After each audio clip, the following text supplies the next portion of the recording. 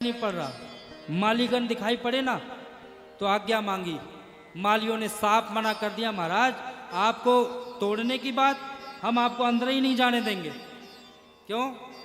बगिया विच जान न दई हो, राम जी विनती सुनो। क्यों नहीं जाने दोगे? क्या बगिया की व्यवस्था अच्छी नहीं है? कंकड़ पत्थर पड़े हुए हैं क्या जो हमें जाने नहीं दोगे? कि नहीं नहीं महाराज, कंकड़ पत्थर तो एक भी नहीं है, तो किस बात का डर है? कि डर है महाराज आपके चरणों का डर है हमें। क्यों? चलोगे तो आप चरणों से ही, और हमने सुना है आपके चरण शिला पे पड़ गए, वो नारी बन गई थी, और कहीं आपके यहाँ चरण पड़ जाए तो ये सबकी सब नारियां पत्थर ना बन जाए, इस बात का डर है हमें। इसलिए महाराज हमें आज्ञा दीजिए। राम जी ने कहा महाराज एक शर्त है, आप यदि जाना चाहते हो हमारी इस बात को मान लो, हम आपको जाने देंगे। क्या शर्त है? वो जब बोलोगे सियाजू की जय जय, जब बोलोगे सिया जी की जय जय, तब ही प्रवेशन पई है, राम जी विनती सुनो।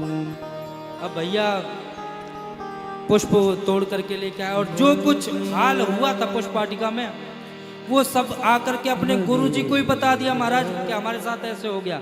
गुरुजी ने कहा भैया इधर आओ, अरे आशीर्वाद तो ले लो हमसे। हो ही मनोरथ सकल तुम्हारे, हो ये मनोरथ सकल तुम्हारे, राम लखन सुन भय सुखारे, राम लखन सुन भय सुखारे।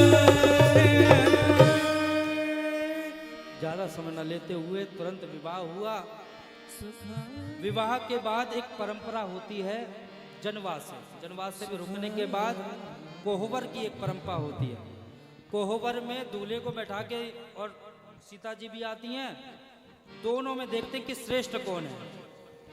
तो जैसे ही राम जी को सखियों ने घेर लिया और एक सखी ने धीरे से कह दिया महाराज,